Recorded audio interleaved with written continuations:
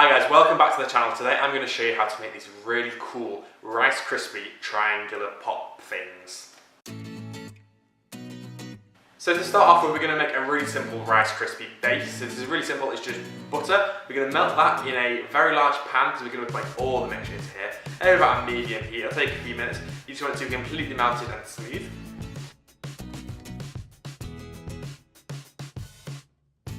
At that point, we're going to chuck in our mini marshmallows. Now I'm just using white, but if you want to use pink, you just have a slight pink colour, that's absolutely fine. Use mini ones though, because they'll melt so much faster than the big ones. And you're just going to stir that through. Now at first it's sort of going to separate a little bit and you think, oh well, this isn't going to work. But if you just keep heating and keep stirring it, you get this really nice, smooth, marshmallowy mixture.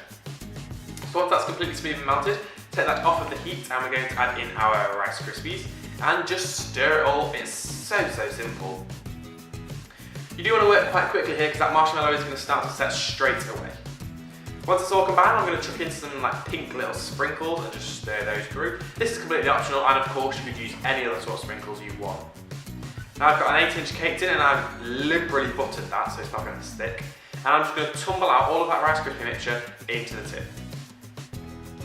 I'm going to start off with the spatula, just pressing it down and make sure it's flat. And then I'm actually going to use a wet hand, so just grab a bowl of water, just wet your hand, and that's going to stop it from sticking, and it's so much easier to press it down when you use your hand rather than a spatula. Then just chuck that into the fridge for about half an hour to set. Once it's set, you're going to take it out of the pan. Now I've got a removable bottom, so it makes it so much easier, so just press that out and then lift off that bottom. And then I'm going to use a really sharp knife and I'm just going to cut this up. So I'm going in half, and then I'm going to go in half again, and then in half again. So I'm going to be cutting it into 8s. So once we've got all our pieces, I've got some black candy melts and I'm just going to dip my lollipop stick into the candy melts, and then supporting the edges of the Rice Krispie pop, I'm just going to gently push that straight through. Then you're just going to pop this to the side for about 5 minutes for that candy melt to set. It's only a little bit, so it should set quite quickly. Then because candy melts are quite thick, it's quite hard to dip them, so I'm just taking a spoon and just sort of spooning candy melts just over the top like inch or two of my Rice Krispie triangle. If you've got thin candy melts, you can dip them by all means.